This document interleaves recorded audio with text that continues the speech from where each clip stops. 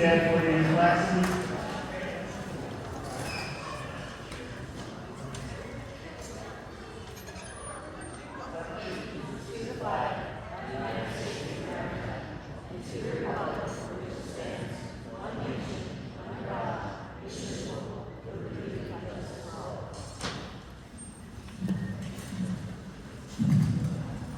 Statement of adequate notice. The public meeting of the Hudson Regional K-12 Board of Education is called to order. Adequate notice of this meeting was published in the Asbury Park Press and the Star Ledger in accordance with the Open Public Meeting Act, DI 1975, C231, and notices were forwarded to board members and were posted as required. Statement of conduct. Oftentimes, it may appear to members of our audience that the Board of Education takes action with very little comment and, in many cases, lighting down the smoke. Before a matter is placed on the agenda at the public meeting, the administration has thoroughly reviewed the matter with the superintendent of schools. The members of the board work with the administration and the superintendent to ensure that the members fully understand the matter. Only then is placed on the agenda for action at a public meeting. In rare instances, matters are presented to the Board of Education for discussion at the same meeting that final action may be taken. Roll call.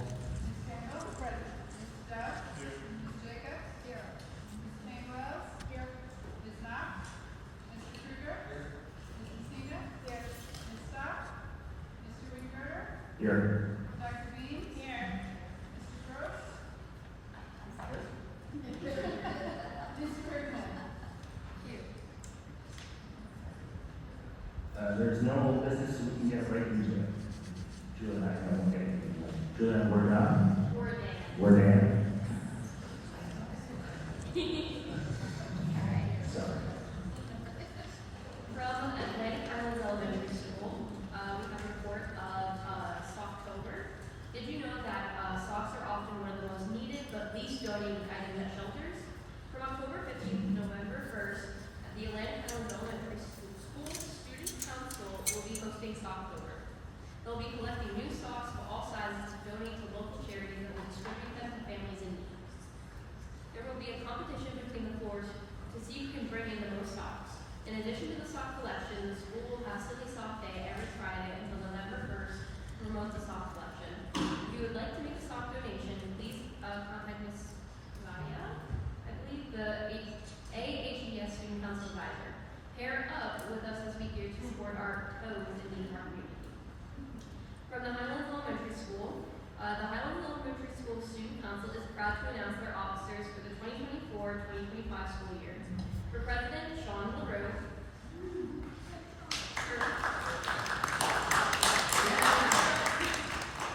Vice President is Jack Canady. Secretary is Adrian Deschis. And finally, Treasurer is Isaiah Hernandez-Smith. For their school-wide initiative, the Student Council worked in conjunction with Ms. Kinsella, who provided classroom lessons on relationship building and respect for peers to engage the school in a kindness and pass it on activity. Our classes wrote encouraging notes to one another to celebrate the week of respect. The Student Council members also adorned halls with positive hope posters they created to encourage their peers beyond the week of respect. Around the Henry Hudson, we have that the art club is entering the Crop Walk Art Contest. Students are working together to make a successful banner to represent enough food for all. Students will also bring canned goods to the event on October 20th. Tickets for the HHRS Admiral Players production of Urinetown are now available. Reserve your seats by going to showtix4u, that's showtix with a 4 and then a u.com, and searching HHRS to find the show. There are 3 performances, December 6th at 7 p.m., December 7th at 2 p.m., and finally another at December 7th at 7 p.m. Tickets are $15 for adults and $10 for students and seniors. Tickets can also be purchased at the door on the day of the show. You don't want to miss this hilarious spoof of classic rock musicals. It's the #1 show of the year. Thank you to all the students from the National Honor Society, Student Council, and various clubs, classes, and sports who volunteered their time at the October 8th open house, giving school tours, answering questions, and speaking about their experiences as adults. The Student Council, led by senior officers, thanked their wonderful custodial crew on October 2nd as part of the National School Custodian Appreciation Day. Celia Martinez and her team were presented with a homemade card signed by our students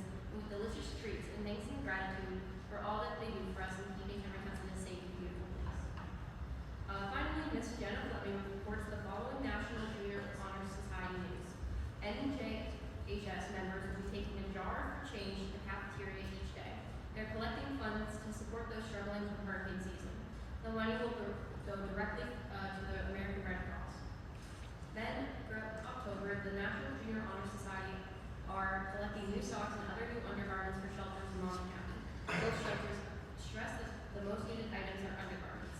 Donations can be dropped off in the guidance office. Thank you. This concludes the report. Thank you, sir. Dr. Neves. Hello, everybody. So tonight is a rather long meeting, and as you can see later on this evening, the administrative team and I will be presenting our NJSLA, NJGPA, and access results from the spring of 2024. But there are a few items that I want to report out regarding some of the initiatives that we're doing in the district and some events that have taken place.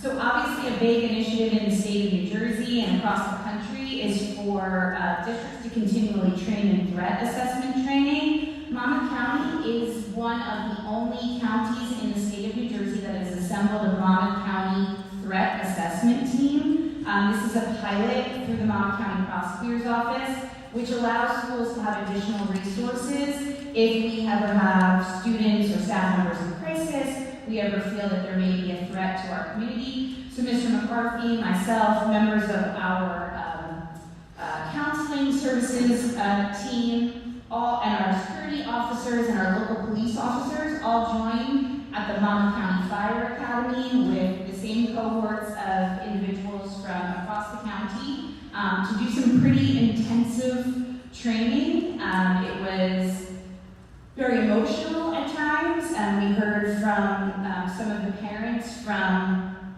the victims of the Marjorie Stoneman massacre down in Florida several years ago. Members of the FBI were there. That was a little daunting. It is some significant training that we will continue to do throughout our time. We continue to have training almost monthly on this, but it is nice to know that Monmouth County is leading the way and that they have additional resources for us to reach out in situations where it might be something that kind of goes beyond the scope of our smaller community, or we need other resources for some of our families in need. In addition, something that is going to impact all school districts in the state of New Jersey. So back in about 2010, the state of New Jersey adopted legislation on teacher evaluation and educator evaluation called Achieve NJ and Teach NJ. That laid out very specific guidelines for not just how to evaluate educational staff members, but also in terms of how we're measuring student growth locally and through state assessment. That legislation is in the process of being revised. So the first step was that last year, legislation was signed into law that created a 13-member task force to look at Achieve NJ and to create recommendations. So just 2 weeks ago, this task force of 13 people from across the state of New Jersey released a final report that is on the governor's office now with 15 recommendations in changing teacher evaluation and how we measure student growth in the state of New Jersey. We don't know what that's going to look like yet. This year, the biggest impact to us right now is that they suspended student growth objectives for our tenured teachers. We expect that there'll be significant changes to the way that we locally measure evaluation and student growth. There are a lot of different metrics right now within the law that are unequally applied, and so it is time to take a look at that. The catch is that once these recommendations are adopted, they are effective immediately for next year. So that means that we are going to assemble a committee of educators to look at our evaluation practices, and once those recommendations get released, they think maybe December, January, we'll start to work on what that looks like here locally. So that is a significant change. We haven't had a change in evaluation in the state of New Jersey in a little over a decade, so this is a significant change which will be implemented very quickly, but we don't really know what that's going to look like yet. So that will be a process that we undertake. On October 11th, we had a half day for our students so that our teachers could engage in their professional learning communities. This year, our focus, as you're going to hear, is really on progress monitoring and looking at student data and the assessments that we're using to make sure that we're meeting the individual needs of our students on a daily basis in the classroom. classroom. On November 6th, we'll have another half day for students where we will do more professional development for our staff and for our administration. So just keep that in mind, and that kind of dovetails on the break that we have for NJDA convention. So it's a half day for students on the 6th, and then we're off on the 7th and the 8th. Ms. Bellantoni, Ms. Soma, and Mr. O'Donnell are working with the students of the STEAM Academy and in the Accelerated classes on submitting submissions for the New Jersey School Board Association STEAM Tank competition. There's different teams that are coming up with their projects based on the guidelines of this year's competition, and so it's fun for our students to work on that and submit. So once we know what their projects are going to be, we'll definitely highlight them, because that's really exciting. I love when the kids are being really, really creative. So this past weekend, if you were able to enjoy the beautiful weather and all of the delicious chili at Chili Fest, it was an awesome event. It was really well attended. The weather was absolutely gorgeous. If anybody went last year, the weather was like a little dicey, but it was absolutely amazing. The bands were so incredible and so much fun. People were dancing and having a great time. The principals, Mr. Ferrarisi, Mr. Pritchard, and Dr. Jacato were part of the judging panel. I don't know how they do it every year. They eat all of the chili. They taste all of the chili. I'm good for like maybe 3, and then like it's a little too much for me, but they must have stomachs that are built of iron.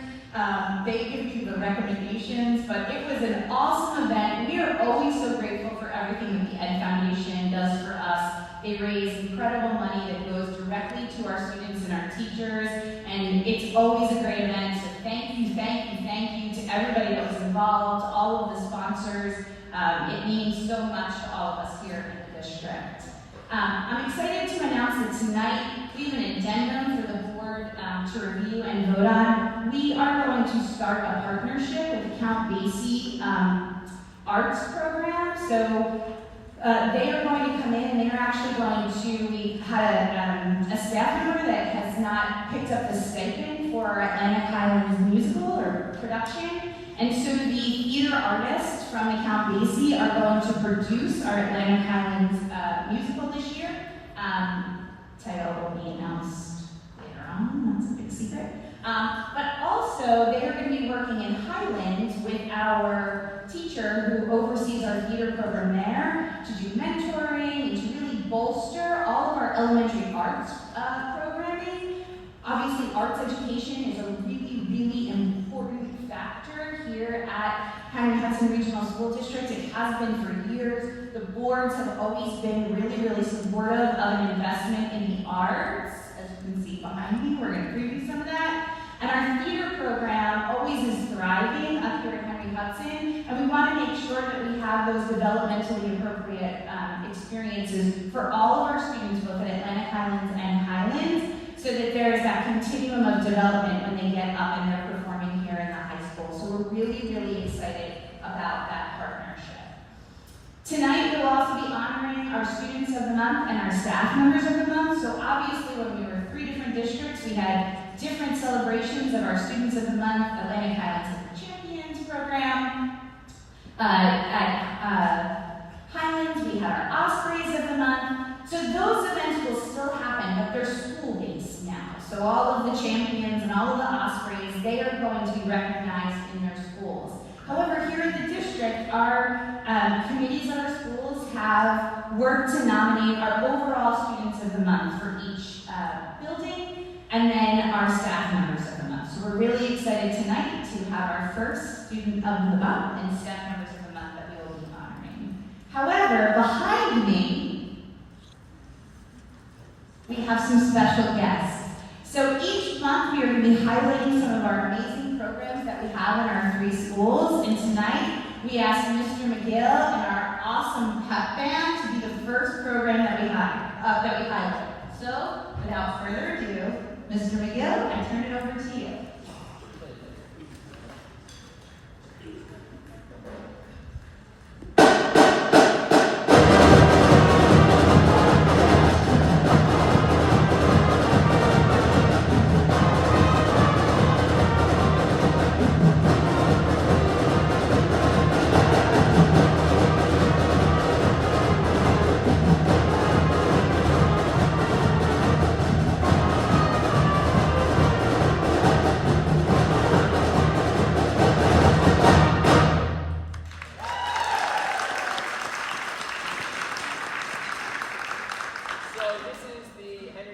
band, we play at all the home games for the Keyport football team. So at the home games, this group will play various popular music, stand tunes, pep tunes, fight songs like you just heard. Before the game, during the game, in between plays, scoring downs, all that fun stuff that you would see at a normal football game. So we have a couple more selections for you. This group is made up of middle and high school students, so from 7th grade all the way to our seniors in 12th grade.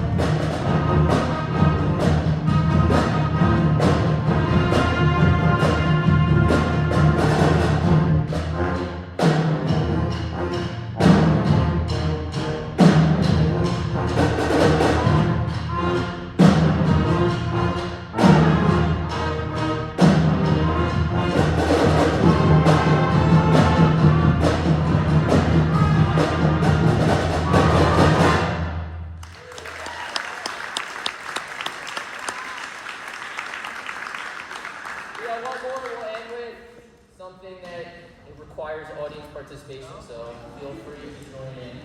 You all know it. There we go.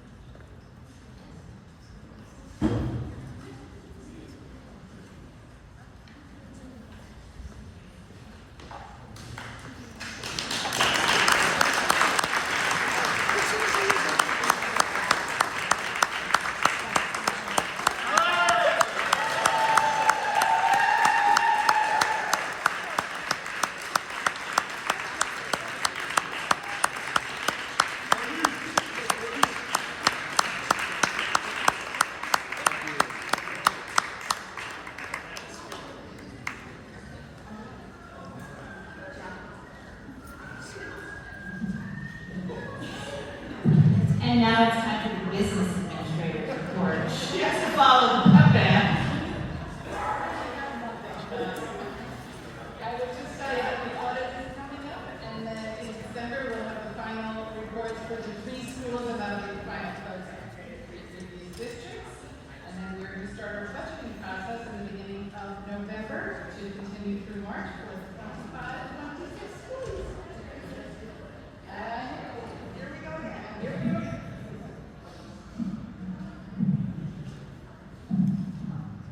So I don't have a report, but we actually have a finance committee report. Richard, would you like to fill us in on how the meeting went? Sure. Thank you. Should I use the mic? If it works, if not, we can.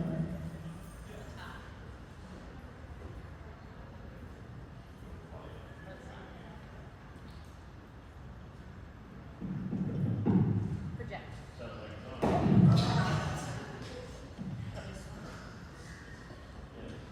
Is it on? Yes. All right. Mic's loud. So we had a finance committee meeting just this past week. Last week we had it. Janet Sherlock brought us all up to date with the progress on all of the different projects that are going on in each of the 3 schools. Everything is progressing quite well. Gym door replacement scheduled for December here in this building. Brickwork on all of the buildings coming up. The grants, full reports being completed for several of the grants, and the leak amendment is in process for the phone system and security work. And it was a great meeting. Everybody was there. Thanks, Richard. We also had an instructions and programs committee, but Diane is not here, so we'll have to hold that for next month. That's all. Thanks. Most of it is what You have a large deck.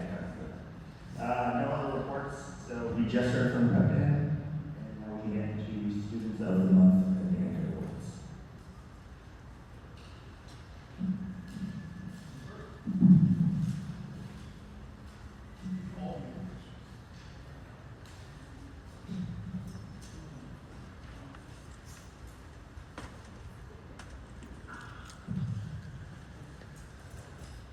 So Mr. McCarthy, jumping me in line there for a second.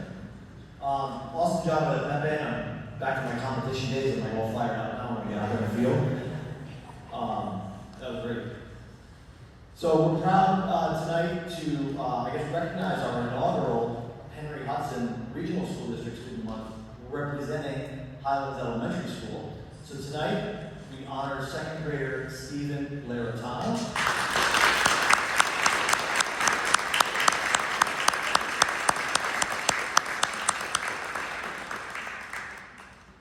Before I give your certificate, I want to read a little bit about Stephen and why he's up here tonight.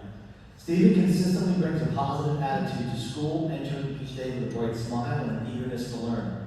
Stephen's welcoming nature makes it easy for his classmates to connect with him, fostering friendships and a sense of community. Additionally, he shows great respect to his teachers and staff, embodying the values of our SOAR mission: safety, overcoming, acceptance, and respect. Stephen's exemplary behavior truly enhances our school environment, and tonight we celebrate. Congrats, Stephen.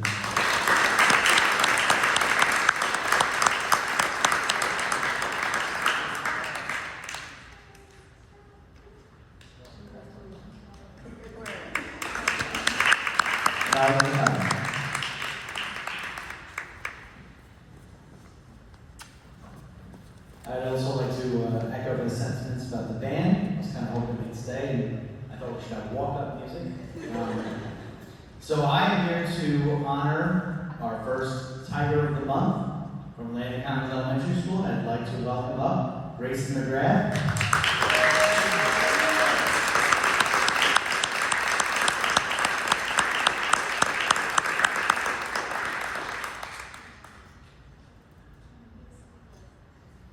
Grayson is an exceptionally hardworking student who stands out for his kindness and helpful nature, making him a great friend to those around him. He's actively involved in various clubs and extracurricular activities, including our band, the Tiger Times, and Accelerate. He showcases his diverse interests and commitment to his community. An excellent writer and enthusiastic learner, Grayson is always eager to participate and share his insights, inspiring his peers to engage as well. You may notice, those of you who are regulars reading the Tiger Times, this year we started something new where I welcomed student submissions to the Tiger Times. And our first student author as part of the Tiger Times is Grayson McGrath, who did an interview with his teacher, Ms. Rodriguez, and we're very proud of him. We're looking forward to all the other students who will come forward and take part in our publication, which is it's local now, but who knows? But great job, Grayson. Very proud of you.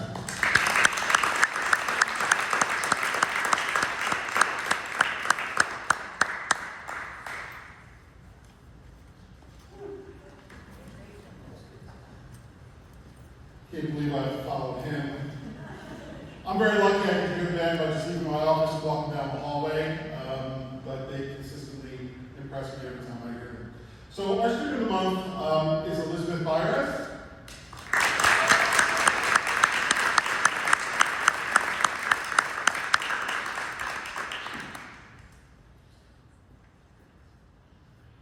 Elizabeth is the first person to help multilingual students and their families when they arrive in our district. She helps the families complete their school forms. She helps new students by showing them the bus routes getting towards the school, assisting students with their Google accounts, guiding them through the cafeteria procedures, and making sure they know the school rules and routines, and assisting them and their teachers during class when needed. She really is the saving grace for the students that come here, and she continues to impress us, and she's had an awesome senior year, so congratulations.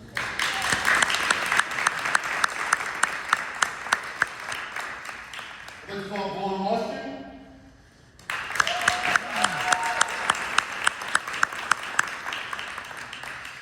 Vaughn Austin is our athlete of the month. He's been making steady improvements over last year, running personal best at each course so far this year. He's the number 2 runner on our team. He's a great representative of our school and continues to grow each week. Congratulations.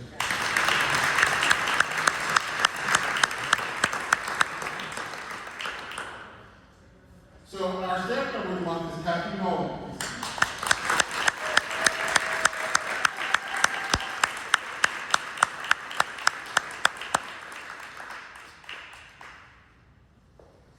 Kathy takes the initiative to make connections with our students in the cafeteria daily. Not only does she greet them by name, but she knows their sports and activities and tries to connect with every student she interacts with. She often attends events outside of work hours, such as sporting events and plays, even when her students are not participating. She welcomes ML students to her classroom and gives them a safe place to have lunch and or chat. She's always looking out for all students, and I can tell you the growth that her students achieve year after year is amazing, and we're blessed to have her.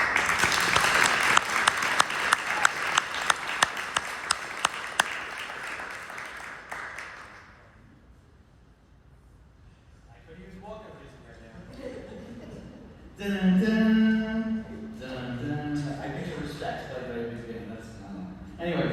So we also tonight we recognize our adults Tiger of the Month, our staff member Tiger of the Month, and I would like to welcome up here. Which Hensel is it? Lindsay Hensel.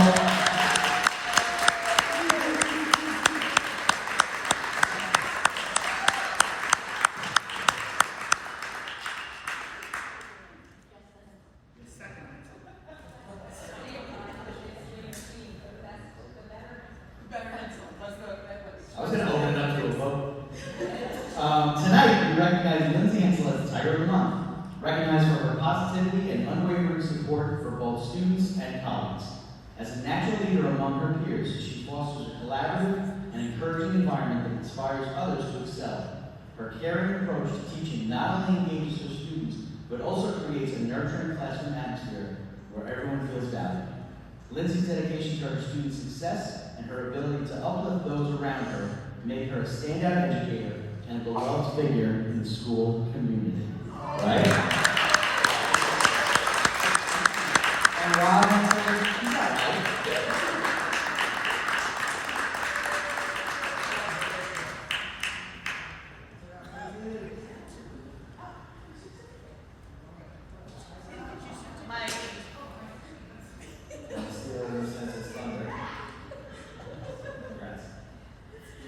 So Highlands Elementary School is thrilled to announce our staff member of the month. This month is Ms. Jeannie Howells.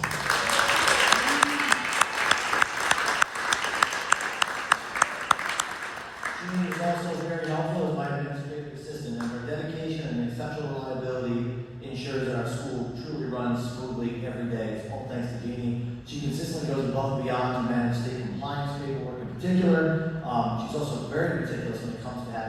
teacher supply orders on time and ready to go. I mean, I'm telling you, I had a couple of fights this summer with some FedEx people and some UPS people, because Gene will go after you. She wants to make sure the teachers are ready. In all seriousness, thank you for doing that. She truly embodies the spirit of teamwork in the main office and commitment and holding us together. So thank you for your outstanding contribution, Gene.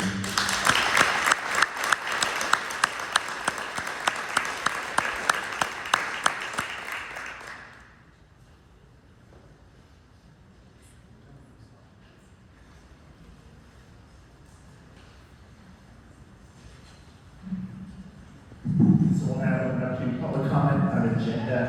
No, we don't know.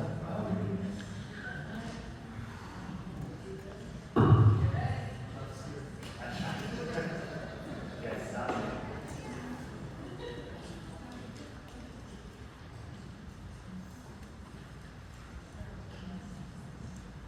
All right.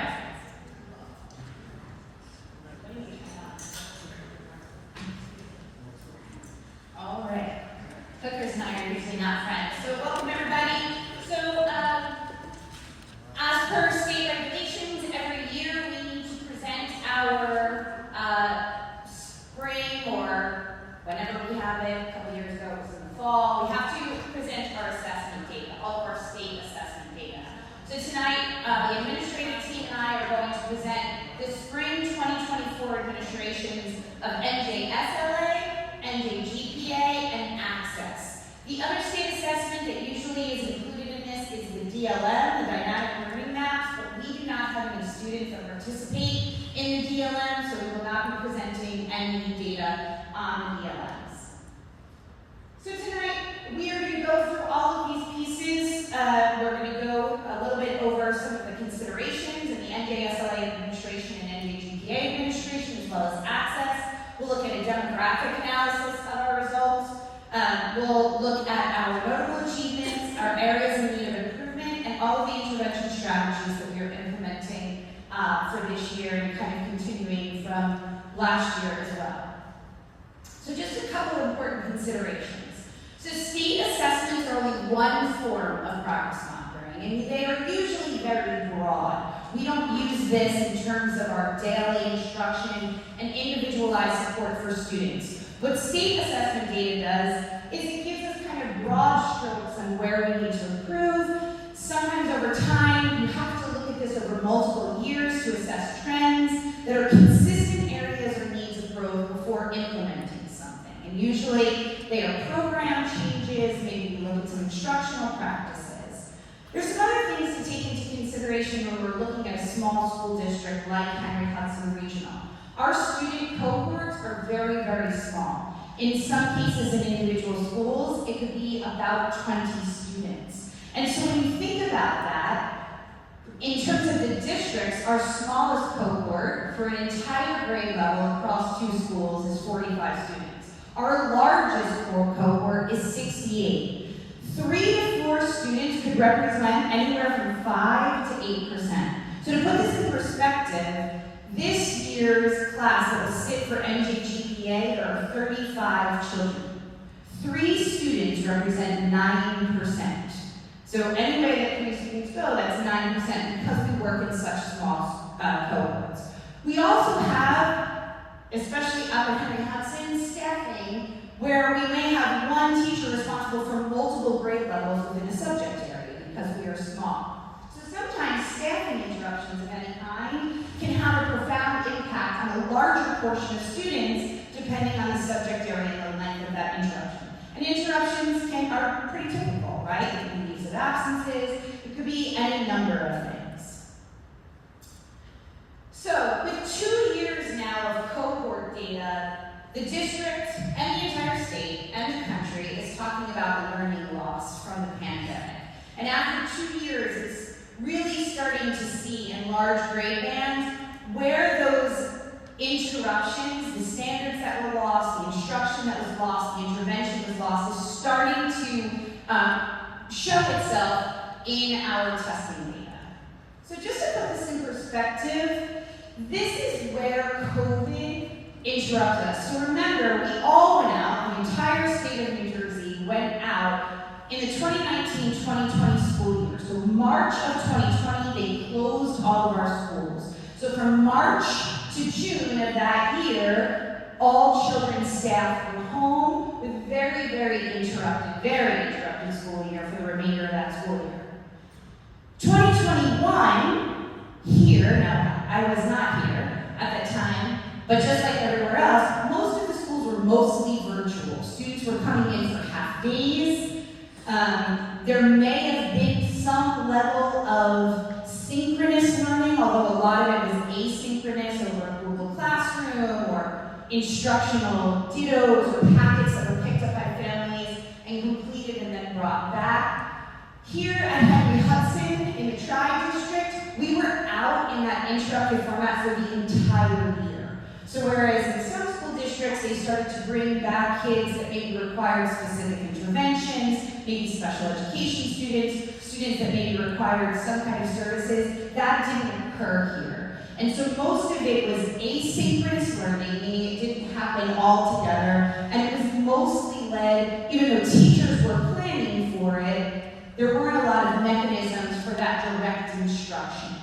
And then in 2021, 2022, we were technically back, right? Schools were open, however, we opened with social distancing. We opened still with masking. We opened still with quarantine mandates. And if you remember in that first year, we still had significant outbreaks in some of our schools, so bad that we actually had to close Atlantic Highlands Elementary School at one point because we had such a significant outbreak. So we were still really interrupted in 21-22. Now, if you look at the testing grades, and we really looked at grades 3 through 11, because those are our bands that are tested in the assessment data that we will show tonight, you can see the significant learning loss that occurred through that interruption. So if you think about our 3rd and 4th graders that took the test last year, these are the grade levels that were interrupted. Kindergarten, 1st grade, 2nd grade. Those are all of our foundational literacy and math skills. It's very difficult to teach kindergartners and 1st graders how to read and foundational mathematics skills over Google Classroom when kids are not in school.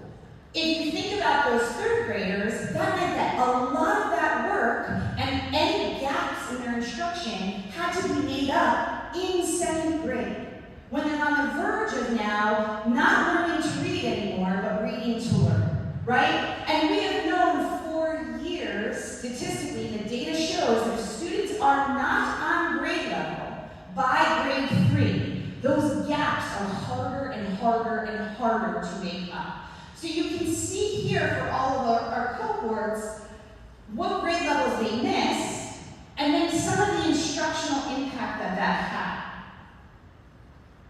If you look at our current students now that are in middle school and high school, you can see that some of our cohorts missed all of upper elementary.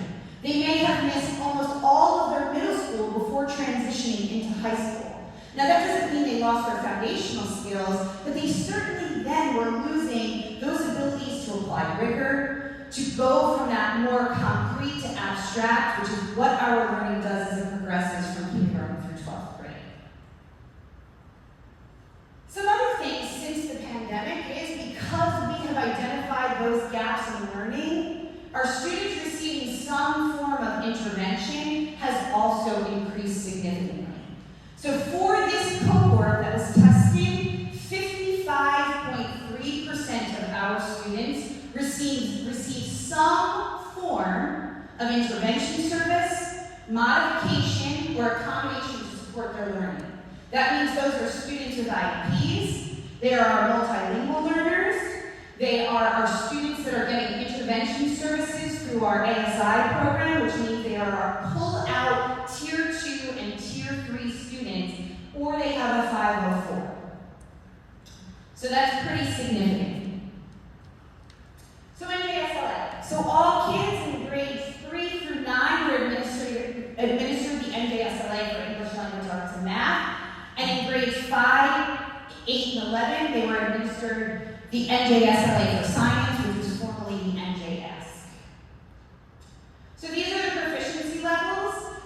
4 is considered proficient in the state of New Jersey. Level 3, you are just about approaching for NJSLA, so we're looking for our students that are at a level 4 or 5. And you'll see tonight the trend is that, like most districts, we're starting to kind of move towards that middle, that 3, those instructional losses. Doesn't mean that we're dropping everybody down to that level 1 and 2, but you'll see that our level 3s are continuing to increase. So here's just a comparison. So this is interesting. This is the first time we're presenting data as a district. Every time we presented data, we've gone into the individual school districts and just presented that school.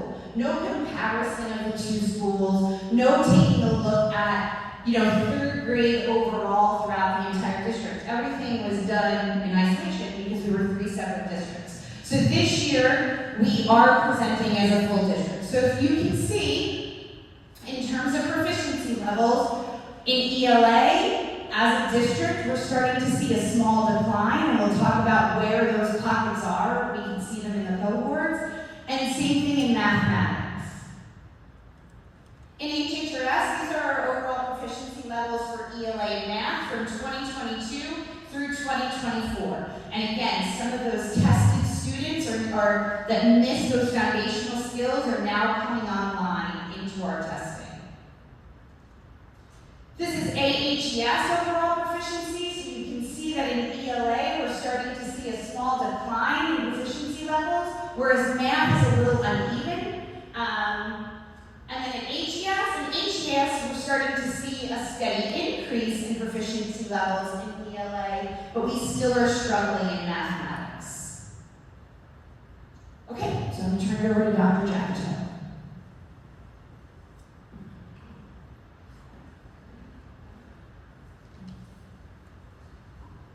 All right, thank you, Dr. Beams.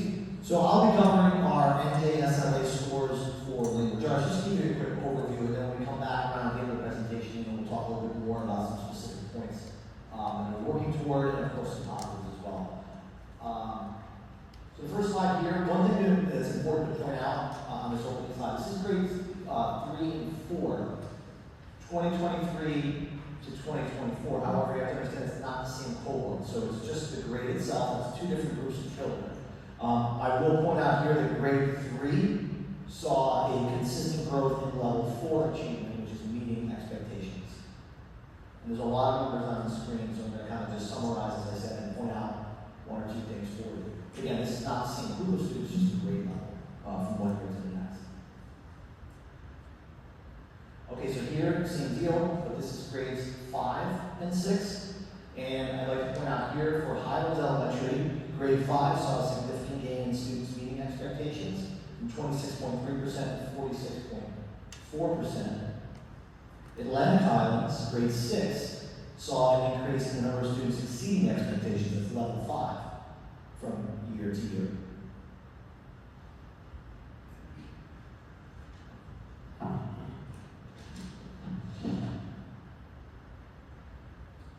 All right, this slide is giving us a view of grades 3 through 9.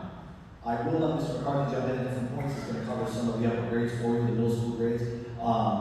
You'll see here that 3rd grade saw significant movement from approaching expectations to meeting expectations. So that's a nice growth area. Dr. Beams mentioned before, you'll see throughout the data, there are some swells where that level 3 is pretty large, but we always like to see those that are approaching moving to meeting. That's level 3 to 4.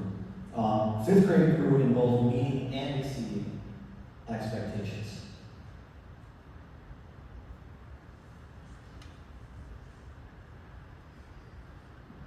Okay, this is where we now get into our state level comparison, so where we fit in terms of the state averages. So for levels 1 and 2, which is not meeting or partially meeting, we actually, for the most part, we are actually, in a good way, staying away from the state average on levels 1 and 2.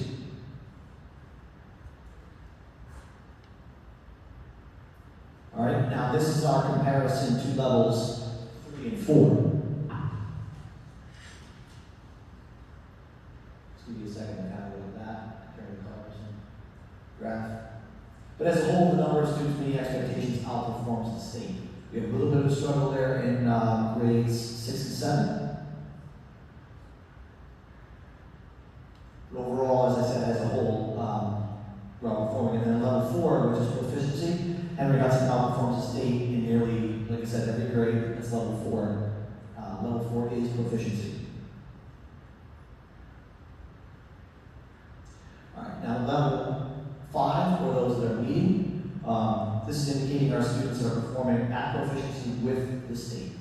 And we, again, hold up very competitively in comparison to the state average.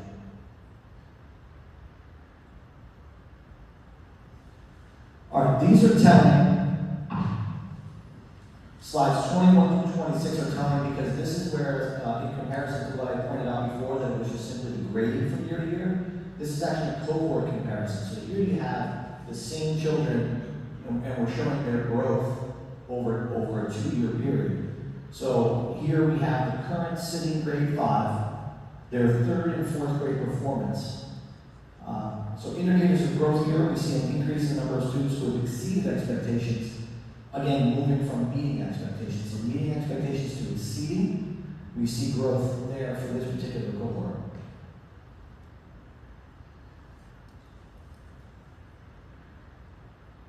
All right, our current grade 6 cohort, again, in comparison over the last 2 years, their 4th grade year and their 5th grade year, they showed significant growth from approaching to meeting expectations.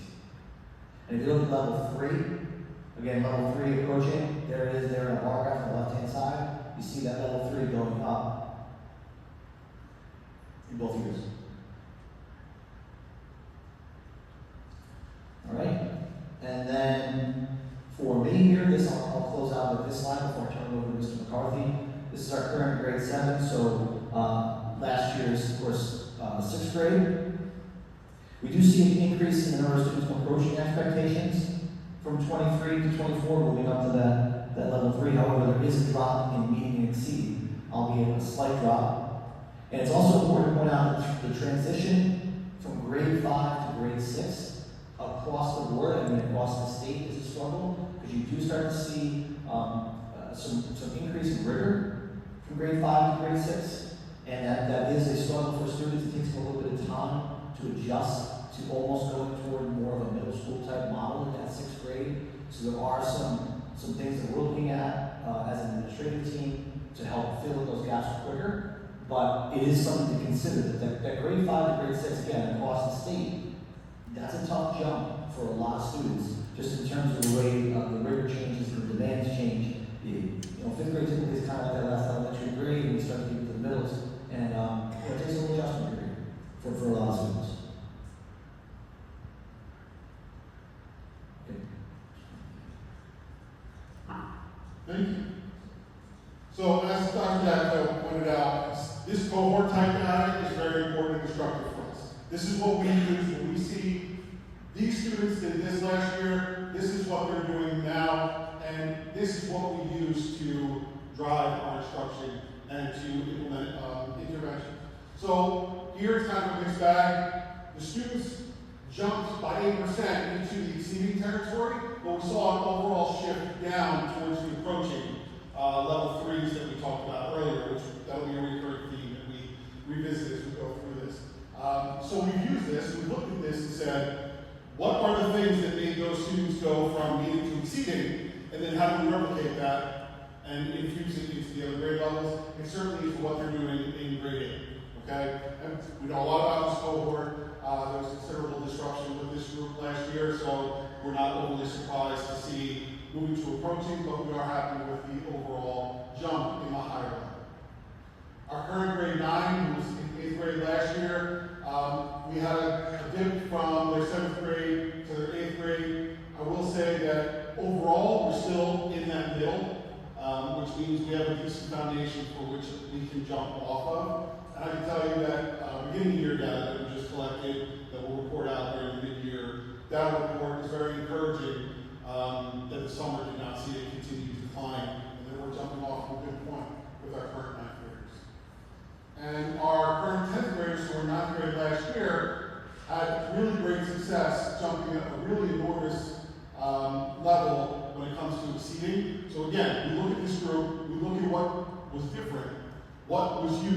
excited making this jump, and then we want to take that and share it with everybody at each grade level so that they can use that material to push the students even further and also help us plan. And the current grade 10 are very lucky they don't have to test this year, so we'll see in 2 years what they look like in 11th grade. Mr. Ferris, I'll be back, I promise.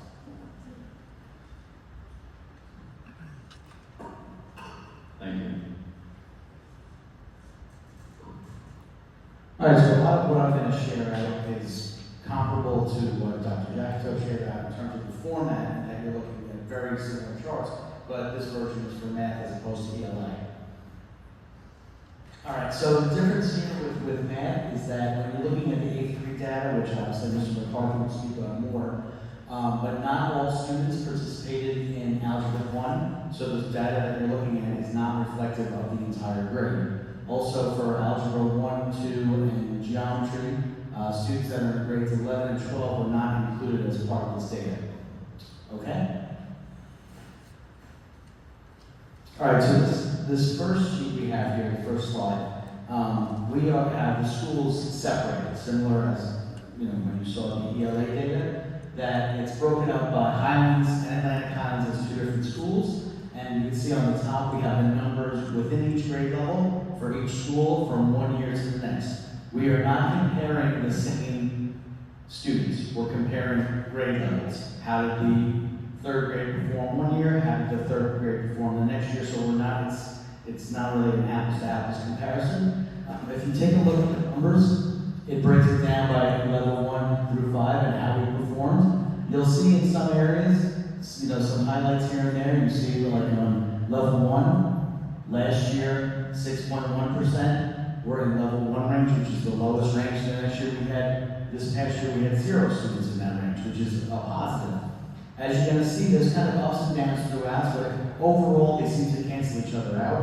One thing to note, as Dr. Beams mentioned earlier in the presentation, is that with the level of students, or the number of students rather, this is now our grade level broken up into the 2 schools. So the percentages, students don't count for the same amount percentage-wise from 1 year to the next because of changes in the rosters that year.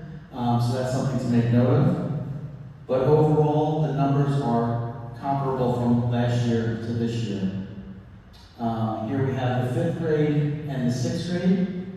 Again, same thing, separate schools. If you'll notice some positives, we have less students in the level 1 range in some of the schools, and we see an uptick in the level 5 range in Atlantic and in 5th grade. All right, this slide, we have the schools combined. So we have Atlantic and Highlands combined. If you take a look, hello. Some positive things to note. If I were to look at this, just out of the blue, not an educator coming in, I want to see how many kids are at the top level. But I think what I really like focusing on is how students are moving up throughout. So if you'll notice, level 1, there's a decrease in students in level 1 overall between 3rd and then I'll go on to the next slide into the Hudson years as well. So that's something to look to. Then also if you look at level 5, 4th grade, we have 12% students work at level 5, whereas the year before, no one was at level 5. So that's a nice jump for us. Also, if you take a look at 7th grade, level 5, we had 11.5% at level 5, 3.5% the year before. So it's nice to see kids moving out of the 1 and then into the 5. Okay, so it's good. The ideal is we should have all these kids at 4 and 5, but the hope is really that we're taking students where they are and moving them up from 1 year to the next. Also something to note, level 4, so we have 44% at that level 3. However, we had a huge group of students that were right on the cusp. Okay, right at the very end of level 3, that it could have been maybe one question that pushed them into the level 4, which is a nice thing to look at, especially going into next year's results. Okay, here we have for grade 7, 8, and then the Hudson math courses that are offered. Here we have, this is a comparison to the state. This is obviously the same as what Dr. Jackto shared earlier. If you'll notice, in the earlier, so this is level 1 and 2 scores. We want to have our scores lower than the state. Obviously, because we want to have less students performing at level 1 and 2 than the state average, and that's what we have. Then as we move on, we can see, yes, that we're performing better than the state average on levels 3 and 4. Level 5 and 4 and up, we do see in grades 3 and 4 that we are not exceeding the state average. One thing that could possibly attribute this to would be, as Dr. Hughes mentioned earlier, these students that are in grades 3 and 4, they missed out during COVID on those foundational years of learning math facts, their fact fluency. So that's something that could be attributed to us having lower than the state's average scores. This data here, the cohort comparison, this is something that I would see as the most relevant because this is comparing one group of students from one year to the next. Yes, we do have students that move out, we have new students that transfer in, but overall I see this as the best apples to apples comparison that we can have. As you take a look, you can see like the darker blue is grade 3, the lighter is grade 4. As you can see, we have more students in this graph for this group of students are moving towards the middle. Okay, we have less students than the previous year at 4 and 5, and then we have in 2, and it seems like 3 has gone up. As we move on, though, grade 5, grade 6, so we're looking at their grade 4 and 5 math scores, we can see a nice upward trend. Okay, we can see level 1, more students the year before were at a level 1, and those students seem to have moved into level 2. We have less level 4s, but we have more level 5s, whereas we had 0 the year before. So that's a nice trend of students leaving the lower levels of the testing results and moving up and into the next levels. So that's a nice score. Grade 7, even though they're Hudson kids, I would rather take the credit than Mr. McCarthy. Same here, you have level 5, we have students are moving out of level 4, but we have an uptick in level 5. So overall, we have a nice upward trend. Then we have grade 8. I'll reintroduce Mr. McCarthy. Thanks. I get excited. I have to get up here. I get excited by graphs, which have leadership. So in math, we know already just from looking at our data and talking to our teachers, math is an area that we have been focusing on and we tend to struggle. We did see a little bit of movement up as far as exceeding goes, but we did drop down. Again, what we're seeing in math and ELA is the higher performers are continuing to perform at a higher level. The lower performing students are moving towards the middle, but we are starting to see some students who are on the cusp slip down to that bubble level between 3 and 4. So that's one of our target groups that we have.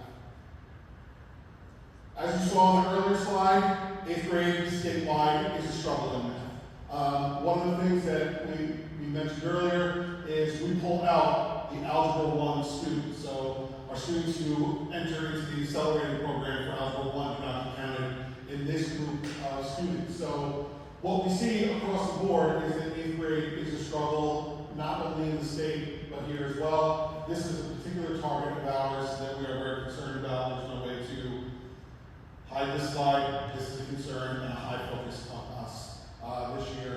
And again, looking at what helped those other groups of students and then bringing it in and getting it into these classrooms as well. So NJSLA science, you're going to see the state does not do particularly well in science, and we do a little bit better than them, but not by a ton. So it's a little bit different than NJSLA in that it uses 4 levels. So you have low, near, proficient, and advanced. why they wouldn't mirror the NJSA, I don't know. They didn't invite me to this meeting when they decided this. But what you'll see is that being on level or proficient is level 3 and 4. So these are not very high numbers, and they never were. No one in the state of New Jersey has had very high numbers since they conceived of this test, which has changed quite a bit over the time. It's given to 5th grade, 8th grade, and 11th grade, and it tests general science and a lot of biology concepts and engineering concepts. So we have a lot of students right there in the middle, but I can tell you one thing, we'll talk about the 11th grade when we get to the cohort. This is after they've taken their graduation exam.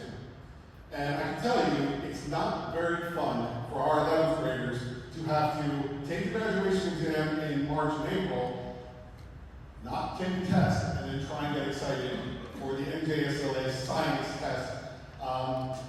I'm good at motivating people, but wow, that's a tall ask. So it doesn't surprise us that we have lower numbers in level 4 and level 3, with a lot of students in the level 2 area. This was a little harder to target because not as much information is available as there are for ELA and math, but we are working with our vendors and have some materials that we can use to practice with this, and of course it's based on the standards. So, as we saw earlier, we don't want to beat the state when it comes to level 1 and 2, so it's good that our district is below the state averages right there. Except for that grade 11, because the faces they made when we give out that schedule for that week. It's not fun. And for levels 3 and 4, we do outperform the state in 5th and 8th grade. And again, we're having some struggles in the 11th grade getting those numbers up. So speaking of NJGPA, we give this twice a year. So our students, a couple of years ago, they gave a field test. They told the kids to do this for graduation. They said, I'm just kidding. We're just going to practice it. So we did, and we took that information, and the state made some adjustments to the test. We made some adjustments to instruction. And then every year, the juniors have to sit for the graduation exam. And the reason is the statute requires that there be an assessment for students who graduate from high school in New Jersey and receive a diploma. So this is the test. Over the years, if you've been in education, you know the names of the test. ESPA, HSPT, all those tests are iterations of what we have now that follow the same statute. So the idea here is to measure the extent to which students are graduation ready or not graduation ready. Those are the only 2 scores, either ready or not, and that was it. And it was not fun that first year that we took the practice, and I sent out the scores to the parents, and they said, wait a minute, you're saying my kid's not graduation ready. It was not a fun conversation, but they understood by the time we gave out all the information. Each content component is graded separately. ELA is aligned to the grade 10 standard, so they are 3/4 through their junior year, and they are tested on the 10th grade standards. In the mathematics component, most of these kids are in Algebra 2. They take the test, which is based on algebra and geometry, which is foundational to Algebra 2, so there's some carryover there. So to graduate from high school in New Jersey, you either pass the NJGPA. If you don't pass the NJGPA, you're not graduation ready. You have an opportunity to take it again the summer immediately following or the fall of your senior year. It's not required. So once the students sit for the first NJGPA exam, they have to fulfill the requirement of taking the test. And then the alternative, if they don't pass this test, is to use SAT, PSAT as a substitute exam that counts for graduation. If they don't have the requisite scores for those exams, then they go into something called the portfolio process, which has the students show proficiency by doing projects, and then the state, they hand that to the state, and they get the grade, and they are passed. They give them a diploma. So ideally, students pass the first time they take it. We do host a fall NJGPA for students who didn't hit the cut scores, so we expect our final scores to go up because we just took the exam. And a lot of them do pass it on the second try. So ELA, we're doing pretty well. 87% of our students pass the NJGPA and our graduation ready in ELA. We're past the state by about 6%. The concern, of course, is with our math. We have about 48% of our students are considered graduation ready. I expect that to go up about 20-25% after we get the scores back from the second time they took it. Now, it doesn't mean that 47% of our students are not going to, or 54% or whatever, are not going to graduate. It just means that they didn't use this exam. They may have the SAT scores, they may have SAT scores, or in certain cases, we do use the portfolio process for a handful of students every year.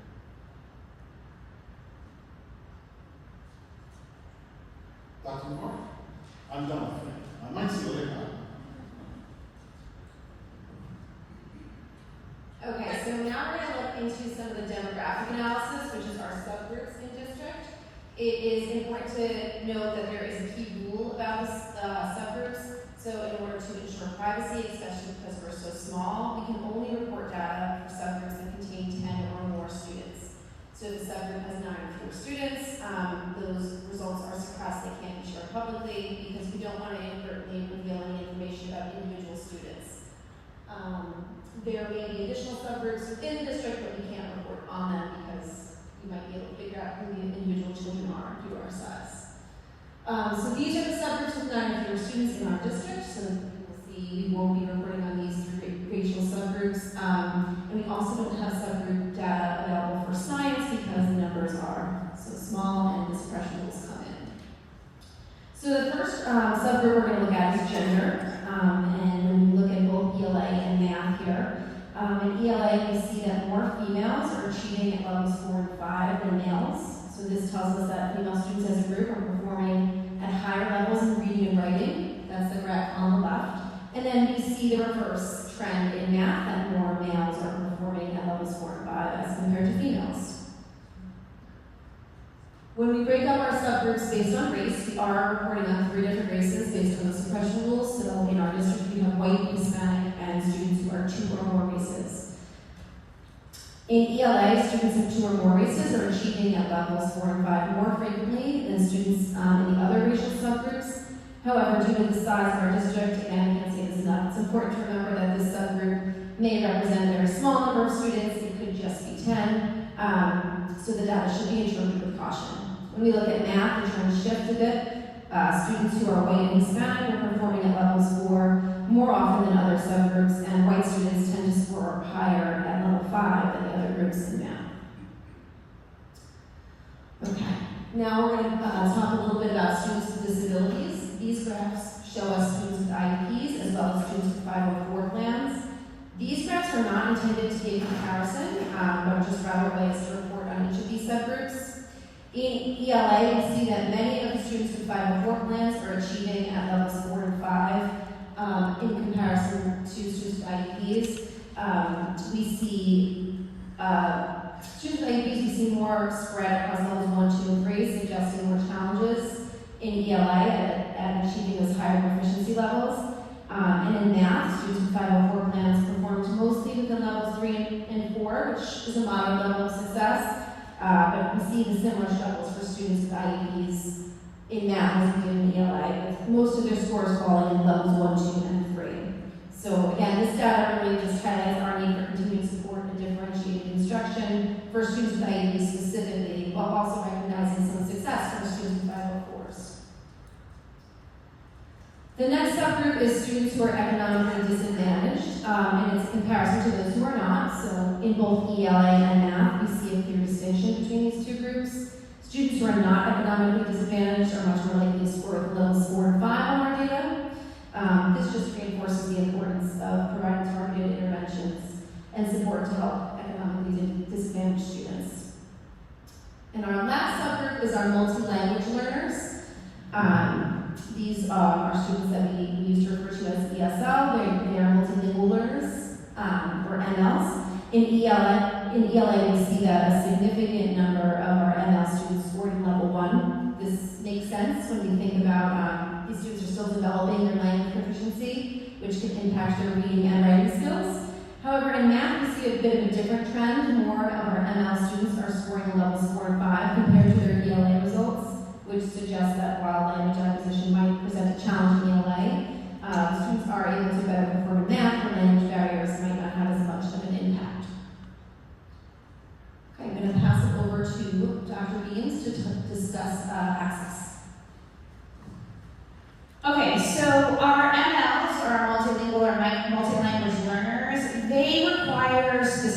instruction in the state of New Jersey, and we ascertain their levels by giving them a test called the NJ Access. So New Jersey is part of the WIDA consortium, so any state that is part of the WIDA consortium must give this assessment. And the assessment domains are not typical as NJSLA or NJGPA. So they test students who speak multiple languages in the areas of listening, speaking, reading, and writing. And the proficiency levels correlate to their level of language proficiency. So entering, emerging, developing, expanding, bridging, and reaching.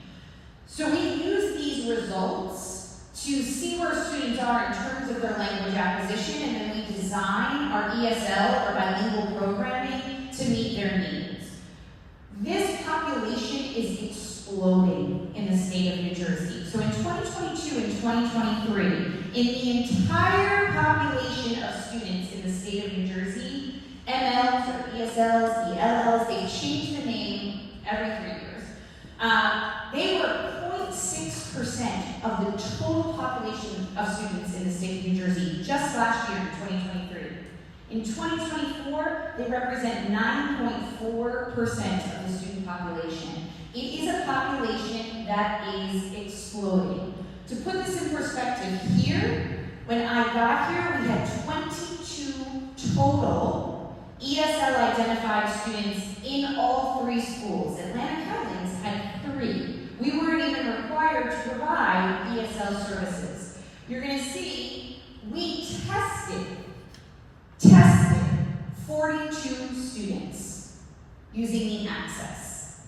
Also, what we're finding is, you might think that multi-language learners, they all come in like preschool, kindergarten. No, we're starting to see point of entry students. That means students that are entering our country for the first time with no formal education and no language acquisition, coming in 8th, 9th, 11th grade, often as unaccompanied minors.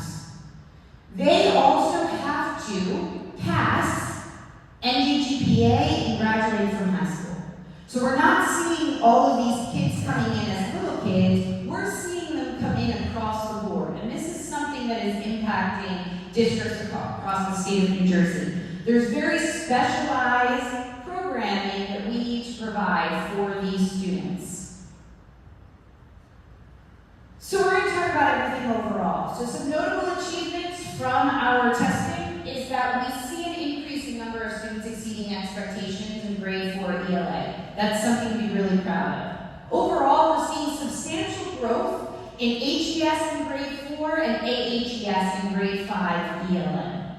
We're outperforming the state in ELA grades 3 through 6, 8, and 9, math grades 3, 5, 6, and 8, algebra 1, and science 5 and 8. Our current grade 10 students between 8th grade and 9th grade showed a significant increase in ELA performance. And looking at some of the data that we look at in terms of the evidence statements, we know that a big portion of that is because of writing instruction. There's a significant more amount of writing instruction that goes on in the high school ELA classes. So in grade 9, there's more exposure to written expression, and writing is a part of ELA. It's actually writing tasks that the students have to participate in. We've also outperformed the state in NJGPA with 87% of our students graduation ready in ELA. So our areas of improvement have been the areas of improvement. I think when I look back at testing presentations from before COVID, these have been the areas that need improvement. Overall achievement in ELA, mathematics and science, both in district and obviously statewide. Support for our multi-language learners. As that increases, we need to find ways to make sure that we are meeting their unique language needs. And of course, we need to continue to look at our students with IEPs and those as classified as economically disadvantaged. And sometimes those students are within the same subgroup. So we really need to focus in on that. I know years ago the district did a special education audit. I think it was in 2019 with Dr. Labby. He came in and he did a special education audit. We do have a large number of students that have been identified and provided IEPs. So just to put it in perspective, 2017, 2018, right before the pandemic, we were at about 20% of our student population that were identified as students with disability. When I arrived in 22, we were at 27.6%. That means that we're increasing that population, but we need to make sure that we're also providing appropriate services and that those classifications are appropriate to the level of instruction that we're giving. And so we've made some strides in that area for this year. So these two slides have a lot on it, and I'm going to explain all of this. So these are some of the strategies that we've put in place by looking at our data over the last couple of years. So this year, we're implementing quarterly data meetings. Those are with individual teachers, their department, or grade level wide. So in the past, we usually met in the beginning of the year, we looked at the data, kind of as a whole school, but not individually, and it was really reliant on benchmark data. We then looked again, kind of mid-year, to see where everybody was, and then we sent everybody away at the end of the year, and over the summer, we get into SLA data, and we all scratch our head. We're going to have more frequent data meetings with our teachers.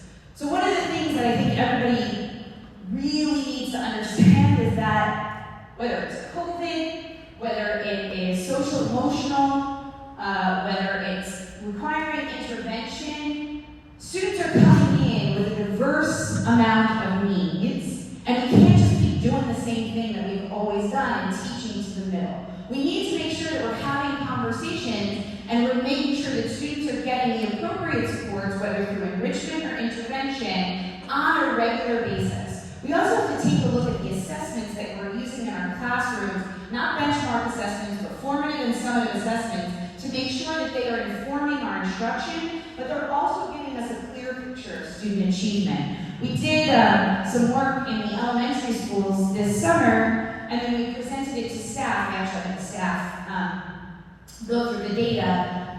What we're finding is there's definitely a discrepancy between what's being put on a report card, right, and then the actual proficiency levels of students. So when we ran some data in one of our elementary schools, we saw that the average grade in the grade level for mathematics was 91%. 91 is what? It's an A minus. A minus, like, that's really good. But then we look at the numbers here, so there's a discrepancy. And as a parent, we want to make sure that we're providing accurate progress monitoring. So grades may be reflective sometimes of effort, participation, them being conscientious, completing their work, but it may not always correlate to their levels of achievement or where they are in terms of grade level. So those are some data meetings that we're having, and we're going to start talking about how we present that data.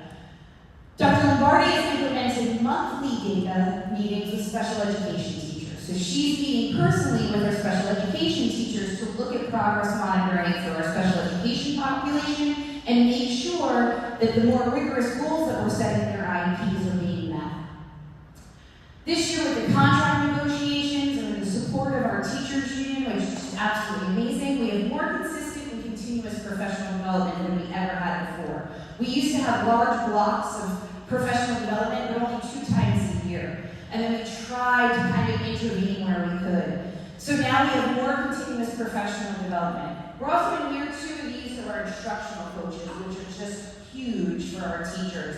Last year we were kind of like testing the water. We didn't want to like impose in the classroom too much. This year, their schedules are full. Teachers are utilizing them to plan with them, model lessons. They're coming in, they're looking at data. They're key members of our data analysis team.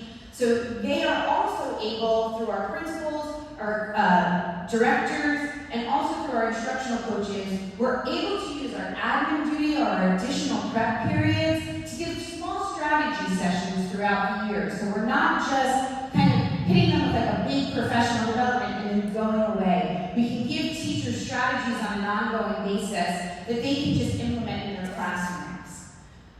The state has announced a continuation of the high-impact tutoring grant for extra support. This year they're expanding it to middle school, so last year it was very, very restrictive. You could only use it for grades 3 and 4, and they didn't release the money until like April. So it didn't really help us much last year. But this year they're going to continue it. There is an increase in the funding in that. that we're waiting to hear from the state, but we can now include middle school. So we'll be expanding the high impact tutoring, and that provides extra tutoring for our students that are identified in those grade levels. This is the second year of implementation of true PLCs. This year they're focused on progress monitoring, as I reported out in my original report. PLCs were not implemented properly in the past, so last year was our first year of formalizing professional learning communities, and the teachers did amazing with them. They really looked at their own data, their own students. They worked collaboratively together with their own strengths to come up with strategies that they could use for some of the students where they may be seeing areas of challenge. So we're continuing that work. The state released new standards in ELA and math. The frustrating piece about that is that this entire testing now will change and be based on different standards. So they do this, they update the standards pretty regularly, which means that one test now tests something different. So we're going to look at next year's data and compare it to this year's data, and it's totally different tests and different standards. They also, in August, so for 2 years, we knew that the new ELA and math standards were coming. We waited for them to be released. We wrote all of our curriculum, and then 2 weeks before school started, the state said, you don't really have to implement math, just ELA. Well, we've implemented both because we spent the entire summer rewriting all of our curricula to include the new math and ELA standards, and we started looking at programs to support the new standards and tracking the implementation. So this year, we're really focusing on looking at how those standards and the pacing guides that have been recreated are working in our classroom. We will, of course, continue our in-school and after-school academic intervention programs in K through 11. I am very proud to say that we are now fully staffed in all 3 buildings with a dedicated interventionist for math and a dedicated interventionist for literacy in Henry Hudson, in Highlands, and in Atlantic. They are not shared, they are individuals, and I'm really proud of that. We also have a dedicated certified reading specialist working in all 3 of our buildings as well, so that's great. We now have a dedicated ESL staff member in all 3 buildings. Atlantic, Highlands, and Henry Hudson have their own. Students are now receiving 2 periods of ESL support daily. So that's really going to help us. That's double the services from previous years. So that's really going to help us. Because we are regionalized, we are considered bilingual now. We have 20 or more students in one language, which means that now we have different options for providing these services. We can have a bilingual program depending on the amount of students in certain grade bands. We could do something called Sheltered Instruction Protocols, SIOP. Those are instructional protocols that all teachers utilize that come in contact with an ESL student or a multilanguage learner. So we're looking at what's the best model. For the first couple of years, we have a waiver that allows us to do the double dose of ESL. We'll work now with our committee of ESL teachers to see what the best model is moving forward and where we're seeing those pockets. With preschool coming online at Atlantic and Highlands, we have now an increase in multilanguage learners that registered for preschool as well that needs to be counted in our instruction. So now that we are regionalized, we can do some really cool things because we as administrators can visit each other's buildings and teachers can visit each other's buildings. So this year we will be implementing instructional rounds. Instructional rounds are when cohorts of administrators, staff members, they go and they just, there's nothing evaluative, we're just going to observe in different classrooms to pick up on trends that we might see in terms of instruction. We've also implemented informal classroom walkthroughs, so in between formal evaluations, our administrative team is going in and just kind of spending a little time there, giving some positive feedback, some things that they saw in the classroom, so that teachers know that they have support in between. It's not like, we come in twice a year and we're like, hey, we never see you again. We want to make sure that we're in the classrooms and we're providing support where we can. And then this year we're going to implement more peer-to-peer observations. So going to different schools, observing a peer who maybe does something really, really well, you want to learn those strategies, we can send our teachers in to observe. Here are some specific strategies at the elementary and secondary level. This year we are implementing our new ELA program K through 5, which is Wonders by McGraw-Hill. So we have a literacy committee of was the program that the teachers selected. We did wait a little bit because we wanted to make sure that the new standards were released and we had to rewrite that curricula. This also includes something called WonderWorks. It is for Tier 3 interventions in special education. It is completely aligned to our Wonders program, our ELA program. So that instruction is really fluid between our Tier 3 students, our special education programming, and our gen ed programming. This year we brought in a consultant to help us work on our RTI models and our multi-tiered system of support. It's been something that I've been really passionate about getting up and running, and we just needed someone from the outside to kind of take that time to do that. The focus of this is to bolster our Tier 1 and Tier 2 classroom interventions. Tier 1 interventions apply to 80% of the students in the classroom. This is just for daily differentiated instruction. And so with our consultant, we're working on supporting our teachers to make sure that the first line of defense for all of our students are really, really high quality Tier 1 instruction. Tier 2 might be a combination of classroom interventions and some interventions by our math and reading interventionists. So that's something that we're working on. We've created a really robust system of progress monitoring. As I said, we're going to continue our after-school and academic support programs. We identify kids not only during the day, but then some of our Tier 3 students that need that double dose of intervention, they'll be identified for after-school or before-school programs. We are piloting a new math program. So we have not updated our programming. We brought our ELA program in 2015, 2016, 2024. It's time for a new ELA program. And we brought iReady math only to K-5 in 2017, 2018. Clearly, we need to kind of look at something else, and our teachers asked to pilot something new. So again, we formed a math committee, and we are going to be programming a program called InnovaMath.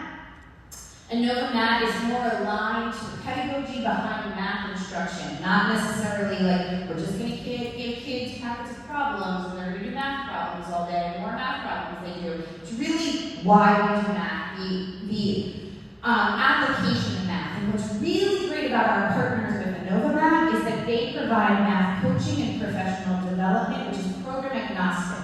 So a lot of the professional development that's been on in our district for many, many years is program-based. We buy a program, we teach you how to use it, but we don't teach about the instruction behind it. So InnovaMath is actually, we already started it last year, they're coming in and they are doing PD with teachers. November 6th is one of our sessions, and it is not about the program, it's about what elementary math instruction should look like, right? Remember, elementary teachers are generous. Many of them are much more geared towards ELA and literacy than maybe math, right? Especially because it's been a while. We might have done that math, but now breaking it down and teaching it to kids as a whole, it's a different way of instructing. And so this is really, really exciting that we have program agnostic math professional development on an ongoing basis.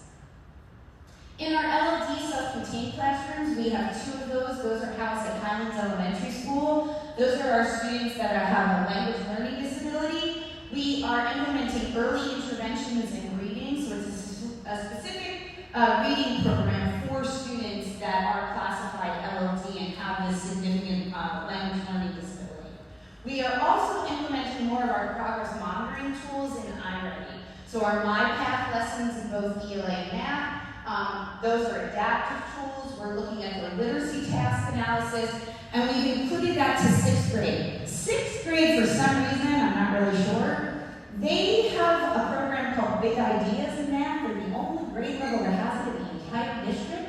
So we're K-5 iReady, Big Ideas for grade 6, and then we're Savvis for grades 7 through 12. It doesn't really make a lot of sense. So we next year are looking at bringing Savvis online for 6th grade. Again, that alignment of 6 through 12, which is how most of the curricular programs or our curricular standards are written, and then K-5 and having alignment that way. For secondary, so one of the things that we have found that is profound and it shows in all of our data is that writing is an area of concern. So our previous ELA program, was not great in terms of writing instruction. It was very weak in terms of writing. So Wonders has a more robust writing program. In addition, up here at Hudson, we only have 43-minute periods, and that's it. 43 minutes for all of integrated ELA. And so this year, for middle school in particular, we've increased our minutes focusing on writing instruction. So there's a period a day where all of our students in grades 7 and 8 have an extra, if you think about it as a lab period, 3 days a week they get writing instruction, and 2 days a week they get additional math minutes. And that's for all of our students. So increasing those ELA and math minutes in middle school, especially with a focus on writing, is really important. We also brought in a vocabulary and grammar instruction program, sadly, for grades 6 through 12, so there's that cohesion there. We have more targeted interventions in ELA and math based on actual learning gaps, not like helping them with homework or I don't understand this math lesson, but it's identifying the gaps in their instruction and giving them targeted interventions. Again, our in-school and after-school academic support programs, and our department-level PLCs. Right now, they're really working on the creation of common assessments and what assessments they should be using in the classroom to progress monitor. So there's a lot. There's a lot going on. But after 2 years, we've really looked at the data and built some of the foundations. Every year through the budget process, we're able to kind of build and make sure that we have the appropriate programs. It does take some time. But this year, after 2 years of building, now we're in a place to really implement these things and start to monitor them to fidelity. Questions from the board? Yes, Mr. Kruger.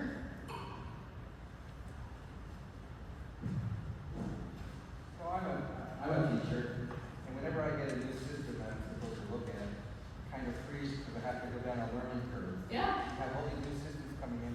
How do the teachers adapt to these new systems? It looks like there's a flood of these new systems coming. So they're not. So we've done them incrementally. So we could have been like, here's a new math program and here's a new ELA program for everybody. We picked specific grade bands and implemented little at a time. So there's a reason why we're not doing a math and an ELA implementation at elementary school, because I think the teachers would come find me. It's just not feasible. So we're doing it a little bit at a time, and we're doing it through pilots. So small groups of teachers at first were piloting it over time to make sure that the implementation would be successful. In terms of some of these other pieces, it's not necessarily something that's changing for them.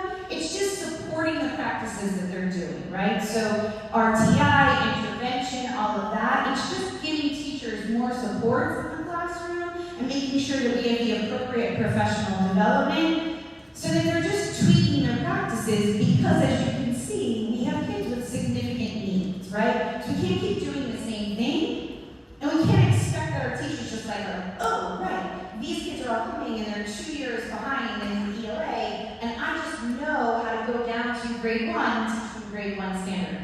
So through our instructional coaches, our professional development, our expectations are that this is going to grow over time.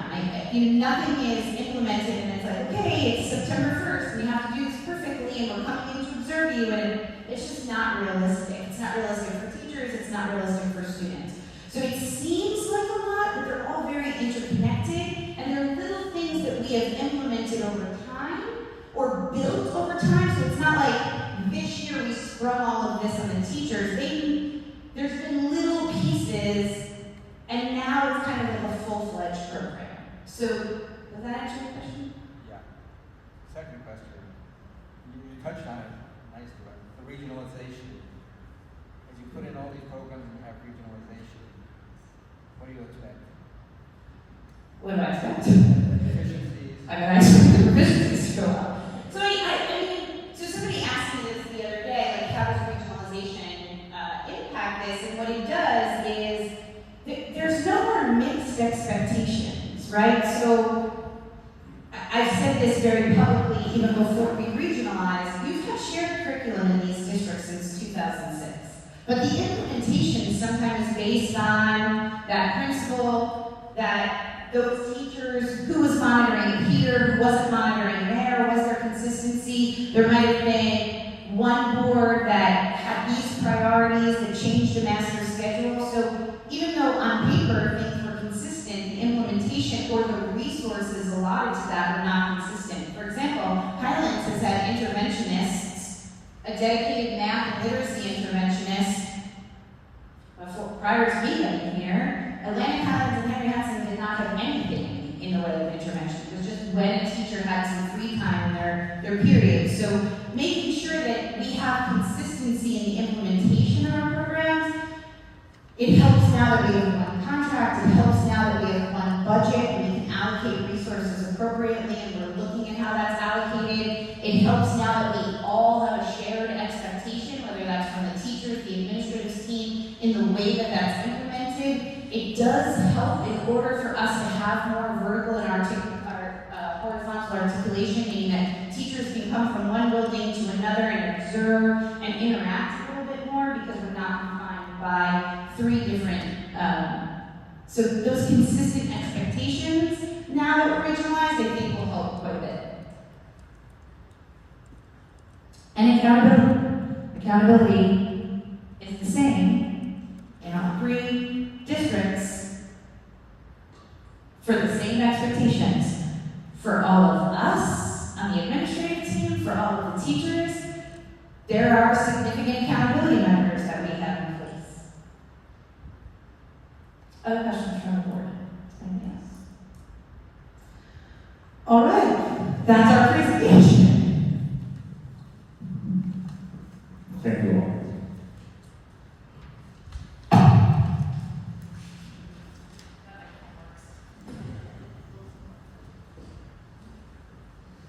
So now we'll move on to public comments.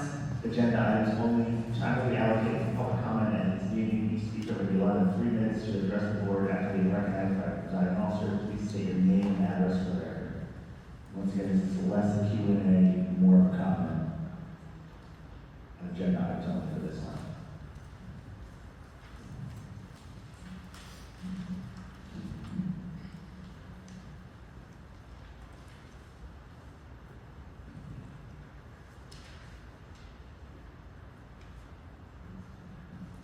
Good evening, my name is Regina Malik. I live at C5 Hillside Court. My comment is that I couldn't agree more with the superintendent that what is key to success for our students is consistency of implementation, which is why it continues to boggle my mind that this board does not want to move toward having all of our elementary schools, students in the same schools. And while it's probably an easier pill to swallow to take all of the data and put it in one regional number, if you as a board don't look at different schools and how they're performing and notice incredible discrepancies and take action to change them, you are not doing the right service to our students. In a district where you see one elementary school dramatically outperforming another, it is the board's responsibility to gather data, to do analysis, not of the whole district as one, because now we're regionalized, but to actually maybe even make building level changes. I'm not telling you anything that the other building administrators in this school already know, and you as a board should know that. So while we just looked at a lot of lines and boxes, I would love to hear anyone who just walked in the room tonight explain what you just saw. I think what's important to really focus on is that in 6th grade, one of our schools, 70% of our students are meeting expectations or exceeding them. And in the same grade level, 3 miles away, only 30% of those students meet or exceed grade level. In 5th grade, in one of our schools, 73% of our students meet or exceed grade level, and 15% of them are 5s. And you know what the comparison is at the other school, 3 miles away? The one school is 73%, the other school is 26. 26% of our fifth graders are meeting or exceeding expectations, and the other 74% are not. In fourth grade, it's a little better. In one school, 65% of our kids are meeting or exceeding expectations, and 3 miles away in another school is 53%. In any other district, such dramatic discrepancies would be examined by a board, addressed by a board, and they would do something about it, instead of taking all the numbers and squishing together so that we don't have to actually talk about what's happening here. And if you want to blame the slide of performance on COVID, how on earth is it possible that so many kids in Highlands slid so much further than the kids in Atlanta and Highlands? Thank you. Thank you.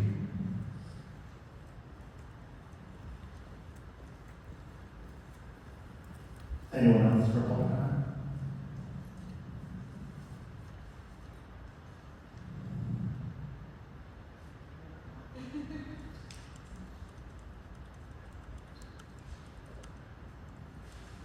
Hi, my name is Sue Thomas, and I live at 49 Cuddy Avenue. I would like to express like a really good feeling about all these lists of trips and things that our teachers and students are going on. The crop walk is one, the key club being involved in so many outgoing things. The only concern would be the subs.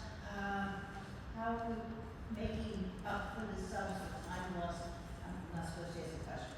I have observed that time lost might be difficult to cover when the teachers are out of district. So I know that you're conscious of it, but I find it might be a problem. My second comment was when you were adding all the times, when you're doing the labs for the year, where are those minutes coming from and how is that covered? Those are two of the observations I made that I thought might be worth thinking about. So I don't know if you're allowed to answer or not, because it's not a question. So we are really excited about all of our field trips. That has been something over the last couple of years that we're really, really excited. And usually the kids that are going on the field trips, they're in cohorts of classes, so there's not huge disruption.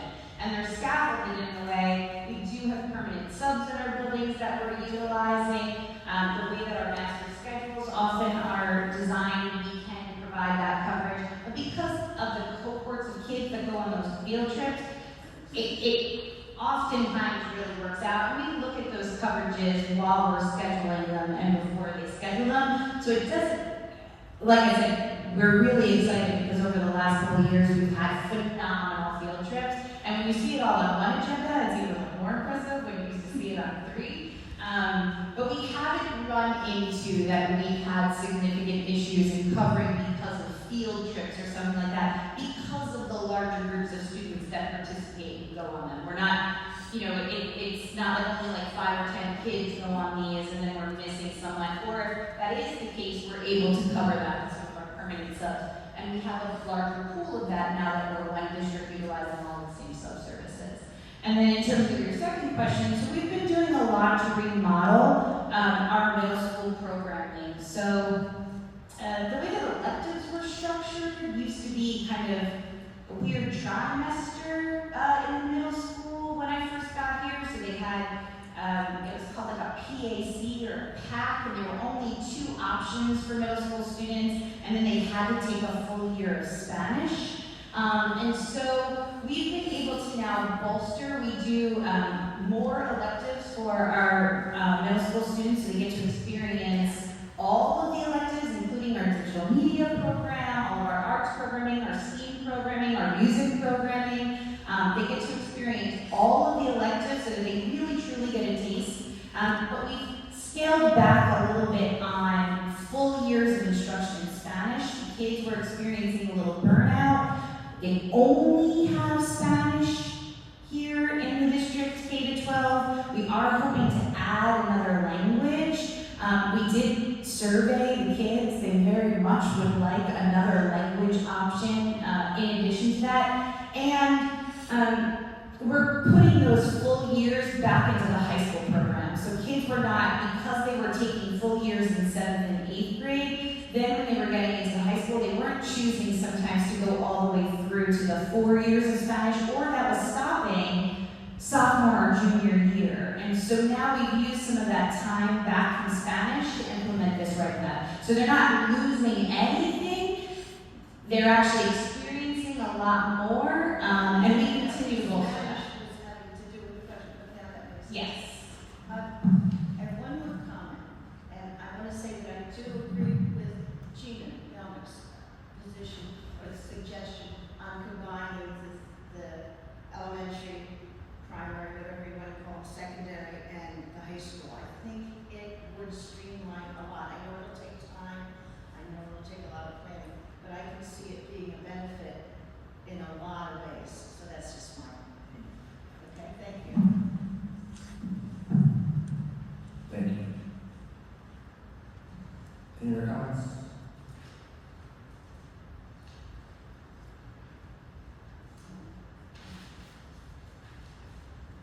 All right, Jen, clarification, no, just approval of minutes. So motion to approve the following minutes, the regular meeting minutes from 9/18/24 and the executive meeting minutes from 9/18/24. Motion? Second?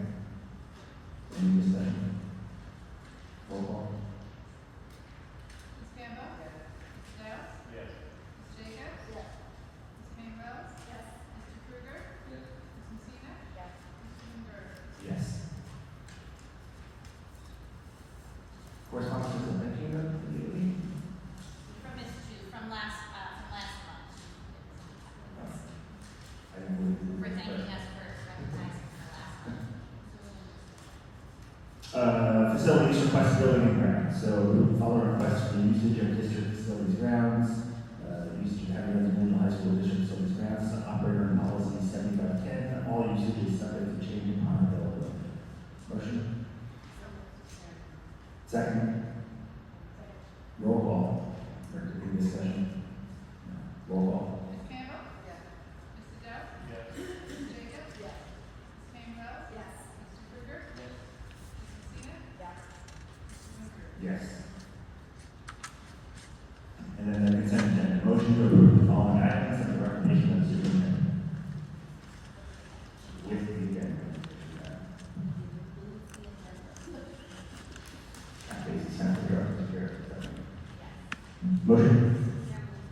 Second? Discussion?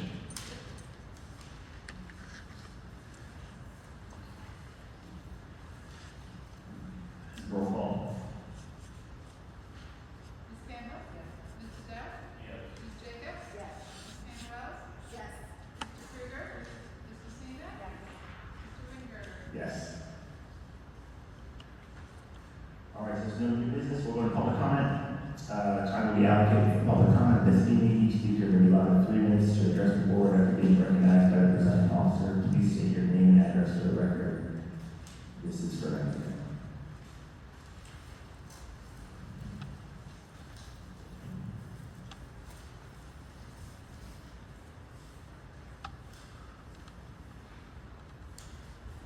Hi, my name is Gina Melnick from C5 Hillside Court. I'm also a member of the Highlands Lions Club, and we just recently had a meeting, and we need to remind the community that our fantastic all-you-can-eat pancake breakfast will be Sunday, October 27th, $10 kids eat free, and that event specifically goes towards funding scholarships that we give at the end of the year to students here at Hudson.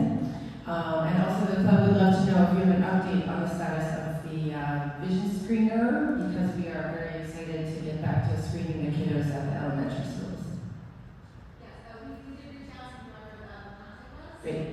So this week we'll get back to the Great, you have the screener and everything? We reached out to the contact from Lions Club with some dates.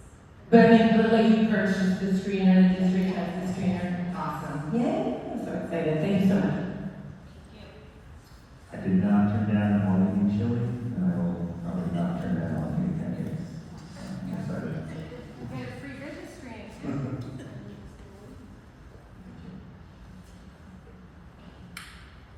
Anyone else? Any